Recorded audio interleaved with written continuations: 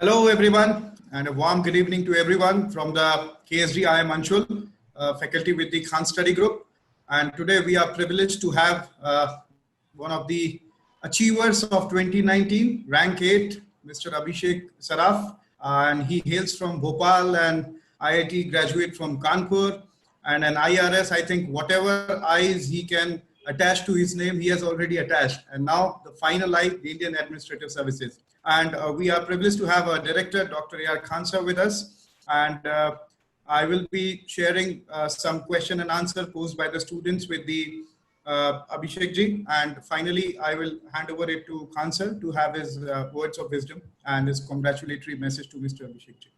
Over to you, Khansa. Thank you, Mr. Anshul. Actually, it is not my pearl of wisdom. It's the pearl of wisdom for whom I am here now is Abhishek.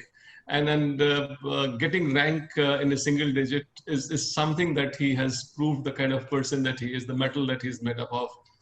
In fact, this is an occasion where not only students who are listening and watching him are going to be actually benefited. It's people like me also who get benefited, getting to know as to what happens this year. Because UPS is a very, very dynamic institution. And then the things which worked a few years ago may not work this year, may not work a few years later. So it is very important for the students who are watching his video to actually try and see as to what is the current trend which is going on here. This is a kind of updation, or I can say that it is a kind of rebooting the entire thing for us, and also taking a kind of upgraded version for the students for the kind of efforts that they've been putting in. He has a lot of things through which he has impressed me. Personally, I can say that. And then it'll be actually a privilege listening to him through his, he's a good speaker also. I mean, Mr. Anshul, I must tell you, he speaks so well. I mean, one likes listening. He's very engaging, actually. So it's going to be a very fruitful discussion. I would be going off screen and then would like to gather as many pearls of wisdom that he's throwing to all of you. I'm going to collect them myself also. And my best wishes are with him. I did not formally congratulate him. I'm now formally also congratulating him, but the whole nation is congratulating him. The whole nation is in the bout of celebration for Mr. Abhishek. My best wishes are with him. And then Mr. Anshul, and please give him all the questions and then try gain as much of insights to this most difficult examination where he is rank 8 of the country. Thank you very much. Thank you so much, sir. Now, advancing forward to our discussion, the first and foremost question, Abhishek ji, that our viewers want to listen, when this ignite, that spark came in you that, yes, I want to go and become an IAS officer. I want to know the age and the mind frame at what age you decided that, yes, I'm going to be a member of this fraternity. Good evening, everybody. First of all, please allow me to thank you for the kind compliments that have been showered upon me by Anshul sir and Dr. Khan. It's actually quite overwhelming and quite humbling at the same time that people are saying such good things about me. And if I'm being completely honest, that 10 people work hard, but only unfortunately one of them makes it to the list. So I should say that it is after hard work, it is more of a stroke of luck that I was able to achieve whatever rank I got. So I would say that the kind compliments that have been showered are not entirely deserved, but it is just God Almighty's grace that I was able to do so. Secondly, to address the question, sir, personally for me, it was an evolutionary process. See, I was a IIT Kanpur graduate, and during my college days, I was highly interested in civil engineering. And that's incidentally my optional as well. So in college days, if I could say in hindsight, I made a mistake. I had a very narrow perspective. Extremely narrow, if I could be honest. I used to say that engineering is the greatest form of knowledge and civil engineering is the greatest form of engineering. This is what I used to say back till 2014, and I had one debate saying that civil engineers build the civilization, and civil engineers build the infrastructure that supports the civilization. So what is bigger than the civilization? So in hindsight, I can say it's a mistake, because every discipline has something to contribute to the society, and if it was not contributing, it would have been sidelined. So if I'm being completely honest, the first spark that came to me regarding preparation for civil service, that came when I joined Indian Railways. You see, sir, after my graduation, even before my convocation happened. After my end semester exam, I wrote the engineering service exam of UPSC. That was formerly called IES exam. Yes, yes. Yeah, so I secured All India rank 6th in 2013. After that, I joined Railways in December 2014. Until then, I had that narrow perspective, which I just mentioned. Once I joined the training, I got exposure to various disciplines that are constantly intermingling with each other and contributing to the benefit of the society. Specifically speaking, I was doing the foundation course at National Academy of Indian Railways. There I got a chance to interact with the probationers from IRTS, IRAS, IRPS. And I got to learn that there is so much beyond the domain of civil engineering to learn, so much to apply. And civil services provides us an opportunity to learn every day, apply what we learn across the widest cross section of the society, and thereby contribute in the most direct manner beyond the domain of civil engineering as well. And not excluding the civil engineering, but including it. So that is when I started preparing for civil services exam along with my training in Indian Railways. So this was actually my 4th attempt. In first attempt back in 2015, I could not clear. I did not write the 2016 exam. In 2017, I got 402 rank. In 2018, I got 248 rank. And now the result is there. So it has been basically an evolutionary process. And I developed more and more interest in the content as I went along. So hopefully this contributed to my result. Thank you so much. I think Abhishek ji, you are too generous that people are showering you with respect and all those kind words. Actually, you have achieved something, and I think you are habitual of it. You said that in IES you secured 6th, and in IAS you secured 8th. So now one positive aspect that I can identify in your personality is that you are, incrementally learning in your life, like 402, then 282, then 8. So you are improving gradually day by day, and this is a very good symbol. And the country is lucky enough to have such a bureaucrat with positive frame of mind. And once Mahatma Gandhi ji said that you should have the courage to accept the defeat you did in past. And you're saying that I have the narrow perspective, but I think that's a wonderful thing. Now, coming to the academic parts, like it is a 3-tier examination, and since you have the exposure of 3 prelims, so many students find it really very difficult to clear the prelims because of the nature of the competition that is cutthroat, and the number of questions which are certainly put very dicey in nature, like you have to select between these two, and those options, they seems like almost equal, and you have to eliminate sometimes. So my direct question to you, Abhishek ji, for the viewers, that what was your approach to deal with the prelims? See, there are 2 things. Generally, toppers say some things like the preparation of prelims and mains goes together, and you have to study for only 2 months or even 1 month, or some people say even 15 days is enough. I personally, most humbly, would beg to differ because I don't subscribe to these opinions. See, I say that preparation for prelims and mains is quite different, quite separate, but it has to go for the entire year. I'll explain, I'll elaborate. See, what I did was I made my own notes. First of all, I did not rely on any coaching's notes, any material that is available in the market.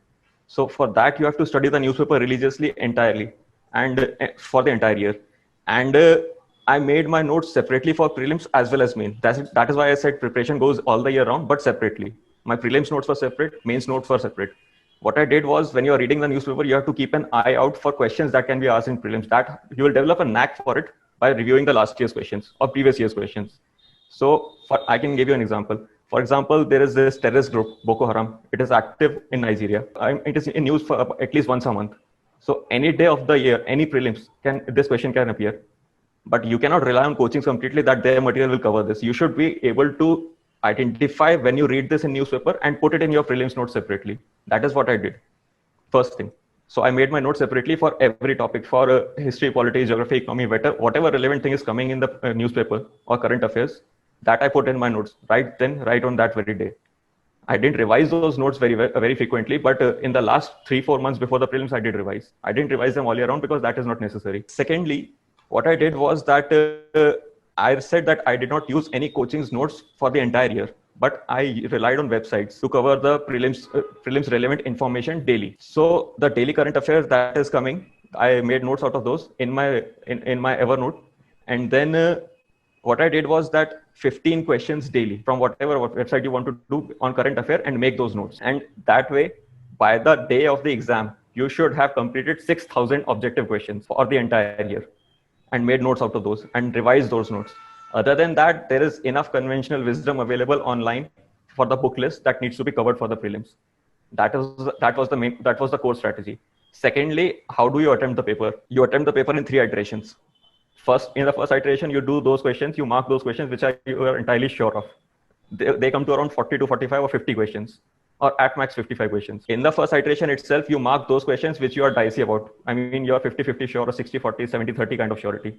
As well as those questions which you are completely unsure of, you will strike them out right away and you will never look at them in the paper again. So the idea is that you have to mark 50 questions, 55 questions in the first iteration, 20 to 25 questions in the second iteration, and if there are leftover questions to reach the benchmark of 85 to 90 questions, then you will mark them in the third iteration. Your target should be to finish 85 to 90 questions in 2 hours and solve the paper in 3 iterations. That's it. So that is how you deal with the negative marking, and never ever make guesses for 5-6 questions. If you're going to make guesses, make them for 20 to 30 questions. That way your probabilistic benefit, or the probability of you benefiting, will increase. Yes, I think very rightly pointed out. And Abhishek ji, taking notice of your whatever observation you have made, in KSG we provide to our classroom program students daily tests, and in which we provide them 15 to 20 questions related to current affairs, related to NCRTs and whatnot. Now, my second question is, though you are from engineering background and sort of CSAT is like a cakewalk for you, but then these days there are other students who are for humanities and those who find it difficult to work in the CSAT. So what is your advice for those students who find it difficult for CSAT? Because I'm very sure that engineers have a specific I would not say edge, but they have some expertise because of their earlier career in mathematics and reasoning and all that. So what is your advice to the future aspirants for dealing with the CSAT paper? Because these days, the paper of CSAT is going tougher day by day. I've noticed that it is going tougher compared to 2015-16. It has become tougher. There's no doubt about that. However, I should be completely honest in that I did not do any preparation for CSAT. I went right away to the paper and it could have been cleared for me. So I would refrain from giving any specific advice because I'm not the expert in that, or I have no exposure in that. But what I would say is that if you are weak at it, practice. As simple as that. Refer the previous year's papers, identify the trend of questions, identify the topics which you are weak or strong at, and then practice. Other than that, I'll refrain from saying anything. Yeah, I think this is a wonderful advice that you have to practice in order to hone your skill in which you are good at. Coming to the marathon of the UPSC Civil Services, that is the UPSC mains. And here I would ask a few questions which students have asked to me about the GS, General Studies paper. And specifically, students asked questions related to GS1. Like the engineers, they sometimes find history to be a little less interesting rather than other subjects, because as geography, there is a technical connect, so engineers go that way. So how do you deal with the, I don't say that rudimentary is not the right word actually, that art and culture area and the world history, because you see that UPSC is having a habit of asking the question if any event is coming to a benchmark like centenary year or 75th year existence. So World War II, ended in 1945. So it's 2020 is the 75th year. So any advice to the aspirants on this, like how to deal with such subjects which are a little bit shaky for the engineers? Sir, I should be completely honest about it. First of all, in my opening remarks, I mentioned that my interest in the subject matter gradually increased. So the way it worked for me was I was highly interested in history and less interested in geography. Geography used to be the point which was my speed breaker in my preparation. I was going at fast rate, and when it came to geography for mains or for prelims, it used to be my speed breaker. So I had to deal with it tactfully. But at the end of the day, sir, it is a competitive exam, and you have to devote time on subjects based on their weightage. Right. So I gave relatively less time for art and culture as well as world history. I relied on the material of previous year selected candidates rather than going through hefty books, because that was not required competitively. If I'm interested in it, I can read it after the exam. That's a different thing. So to be completely honest, modern history is relatively stronger for me than world history and art and culture. And if you look at the previous year's questions, the questions that are being asked from the culture aspect are becoming more generalistic rather than specific.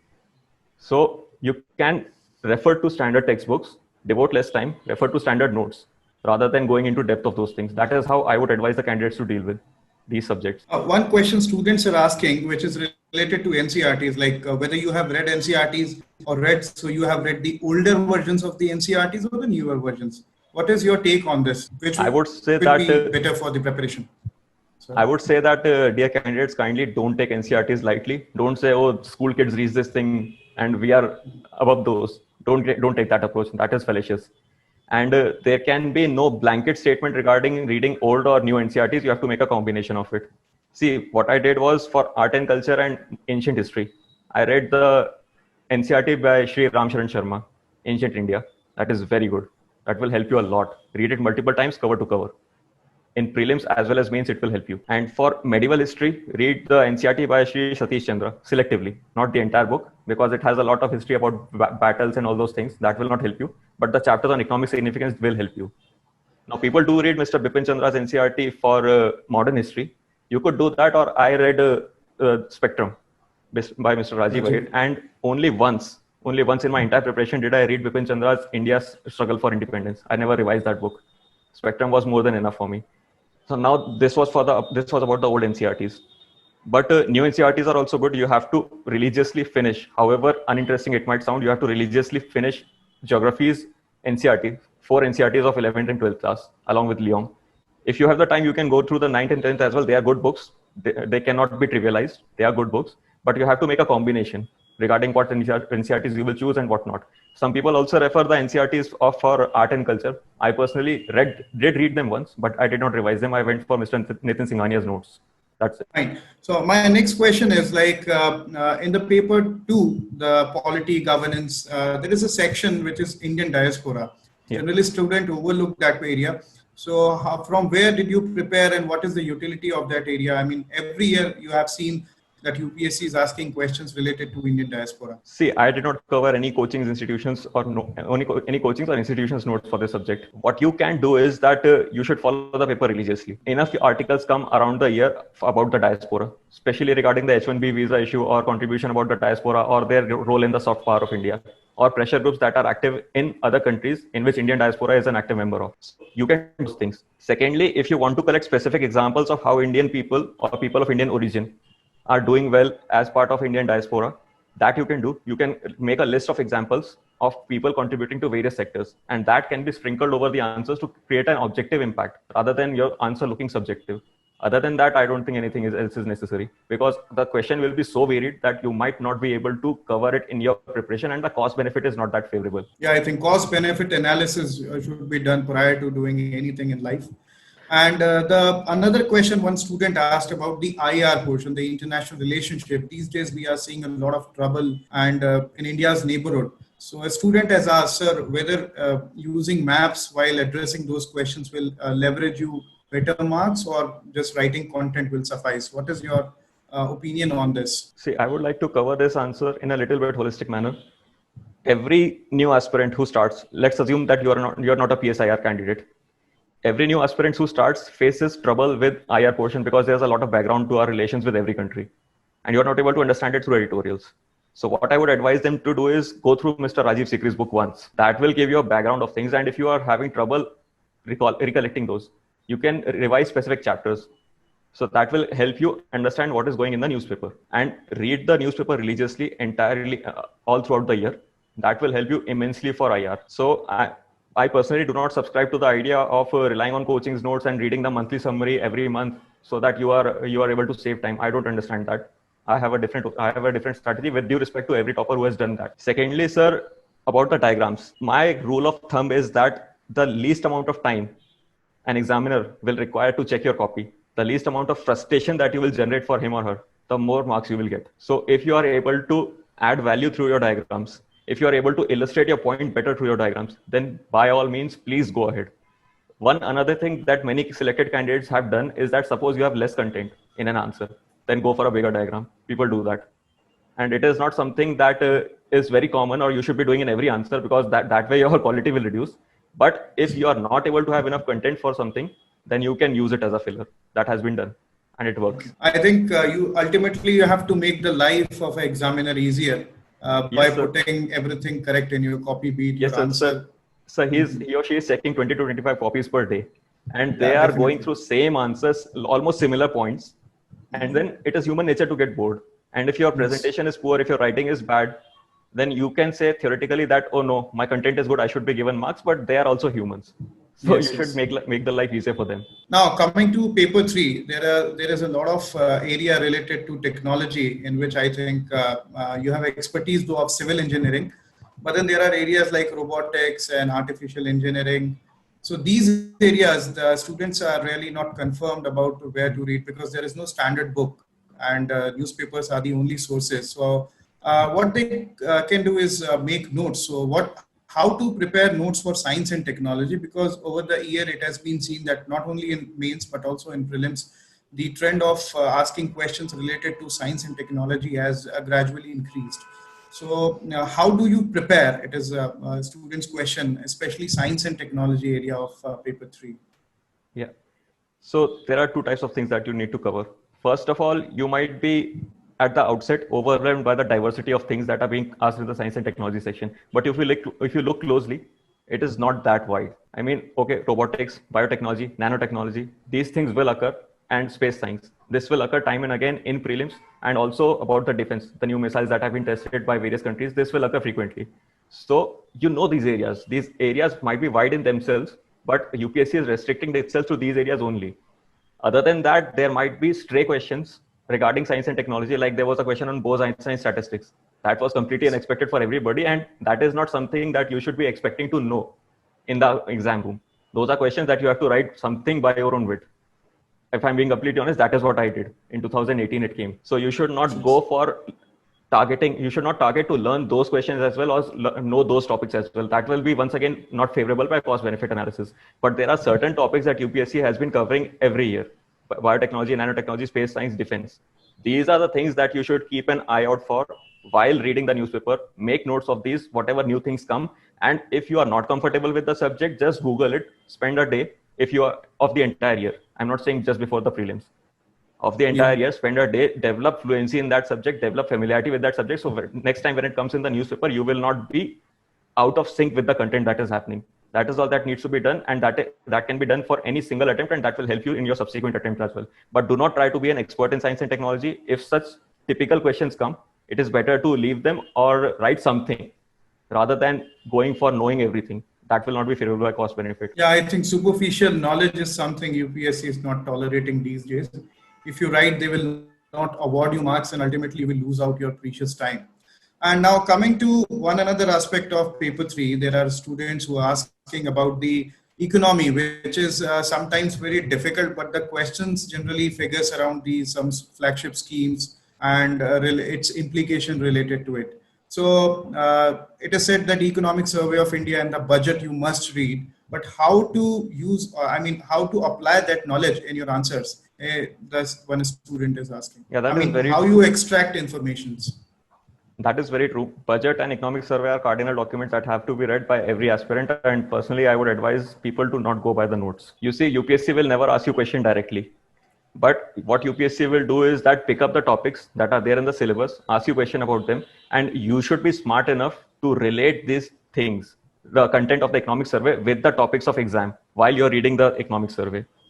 And enough questions appear on various websites regarding the economic survey from mains and prelims perspective, so that can be a help to the candidate. We should review the previous year questions regarding how questions are being framed and keep on pondering about how economic survey can be used. For example, if a question on subsidies come, a couple of years ago, economic survey had a chapter on bounties for the rich. So why shouldn't you use those content? It is very obvious. Then the economic survey in 2015-16, I think, covered something about capital expenditure and how it contributes to the economy, the capital output multiplier. So that thing can be used anywhere and everywhere. And that same survey covered the JAM Trinity, Jan Dhan Aadhaar Mobile. So these things should be kept ready in mind. You should not think that, okay, I'll mug up the notes from the economic survey and then reproduce them whenever they're relevant. You should make linkages even before the exam. And you should be ready that, okay, if a question comes about this particular subject, then I have this content from the economic survey that has to be used. That is the way you will use it. You cannot rely on your latent memory to make linkages within the exam. Secondly, you have to read the newspaper and throughout the year. That is it. You have to make your own notes. Once you make your notes, you internalize things. And once you internalize things, it is much easier to reproduce rather than going through a flood of summary of some coaching in 3-4 days. If it personally happens with me that the slower I learn, the longer I retain. So that is how I did it. That is how that is how it happened with me. Yeah, this remembers me the story of rabbit and tortoise. Ultimately, tortoise wins.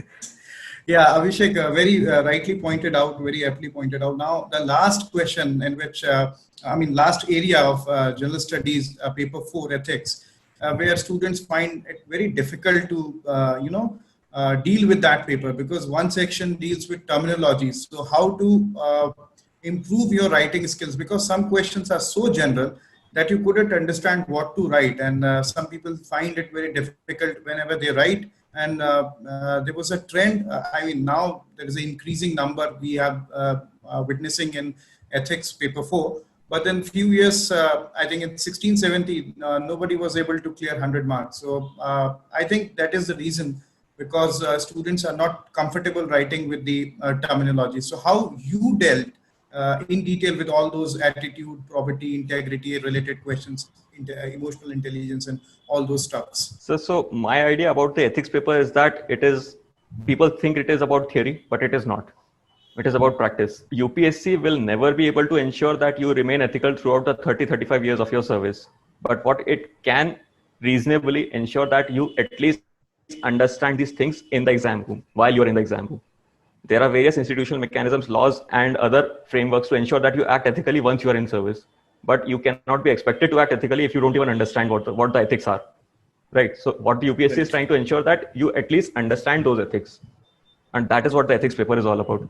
Secondly, I would say, sir, that the answer to typical questions, the key to writing answer to typical questions lies in the syllabus itself. If UPSC has clearly mentioned that we expect you to know XYZ list of topics, then in every answer, you should try to bring in those XYZ list of topics.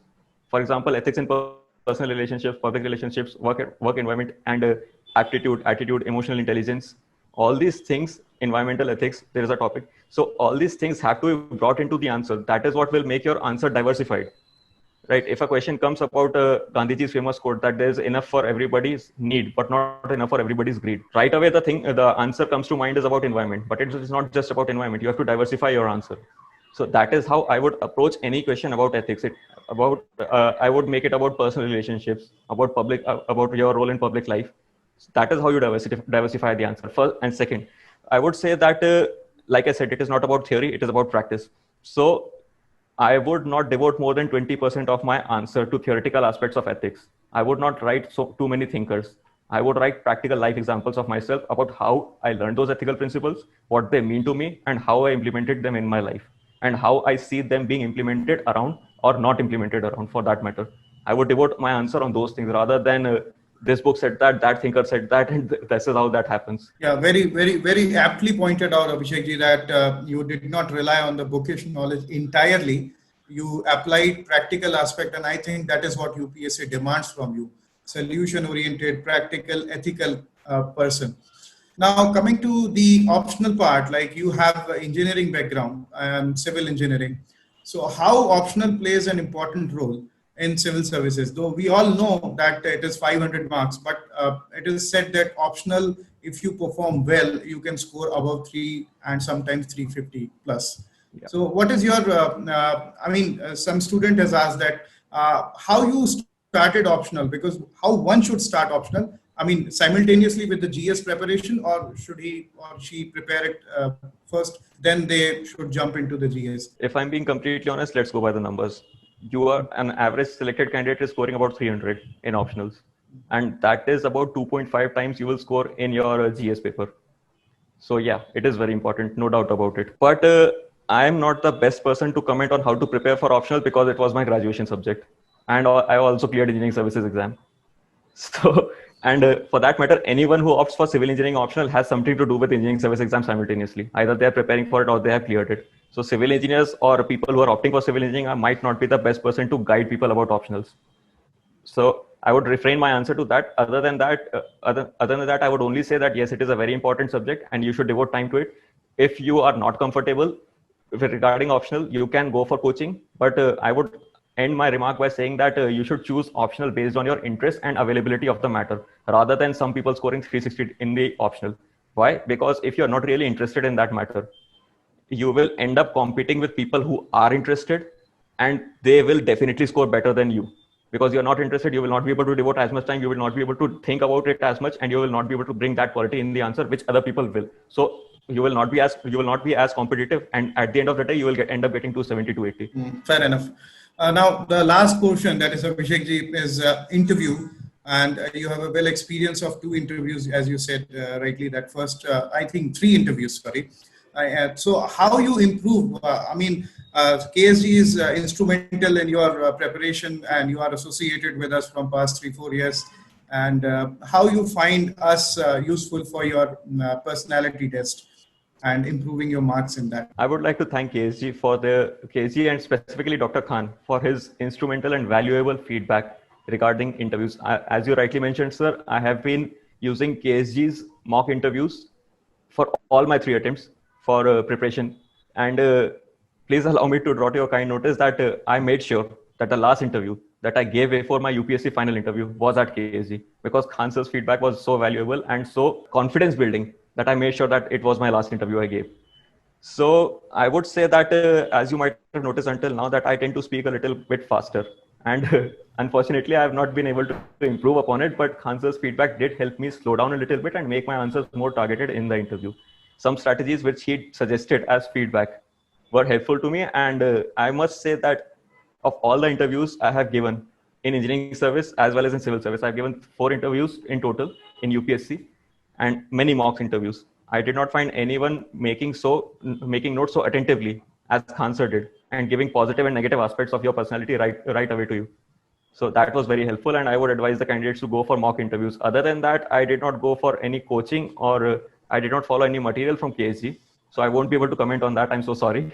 But as far as mock interviews goes, I would advise people to go for Khan sir's feedback. It is very valuable. Well, thank you so much, Abhishek ji, for giving your valuable insights to the viewers. And it is such a learning experience for me, for Dr. Khan, for the entire KSG team. We have jotted down your experience, and you are the achiever today. And if I'm handing over to Khan sir, sir, your thank-giving remarks, please. Yeah, please. Thank you, Abhishek. Abhishek is saying something. Yes. Yes, he's saying. I wanted yes, to say something about answer writing. You know, sir, the conventional wisdom, I could not bring it up. I must apologize. The conventional wisdom says that you have to write 10 points for 10 markers and 15 points for 15 markers. I did not do that. I went for overkill. If I'm being completely honest, if I'm being completely clear, I went for an overkill. I tended to write 15 points in 10 markers and about 20 to 22 points in 15 markers. And that's I was the point noted by everybody. I also note this. That's I go by the conventional wisdom. If you want to go ahead, you have to go ahead. That's it. I was told by a previous topper that if you write 15 points, the examiner will be compelled to give you marks. And I had enough content. I had enough content to go for 20 to 22 points, and I developed speed in answer writing. So I was fortunately able to go for 20 at the number of points that I mentioned. Secondly, several toppers have mentioned that no, you don't have to use data. You can use qualitative answers. But personally, sir, I submit to you 2 statements. Government of India has done a lot in past 12 years for poverty alleviation. Government of India has been able to reduce the number of people below poverty line by 271 million from 2005 to 2016. Now you tell me which statement creates better impact on you. Second one. That's it. That's the point. So I learned a lot of data. I made notes about data, and I jotted data points for every topic, GS2 and GS3, and I use them as liberally as possible. So these are all variable points that is noted. The last point is me. Formally, thank you. Thank you, Abhishek. Thank you very much. And it was lovely listening to you. Your speed has come down a bit. It hasn't come down to the extent that I would have preferred. But nothing screams louder than success. And your success is screaming. My best wishes are with you. And I really appreciate on behalf of the entire team of KSG for giving your valuable time, and especially the insights that you've given. That quite a few of them are very unconventional. I mean, they are not like the ones that we generally been hearing, and it works. So I think it's going to be the new rule that we will be having. Thank you very much, and I really appreciate it. Thank you, sir. Thank you, Abhishek ji. All the best. Best wishes. Take care. Thank you. Thank you, sir. It was a privilege and honor to be able to contribute my 2 cents. Thank you for having me here, sir. Thank you. Bye.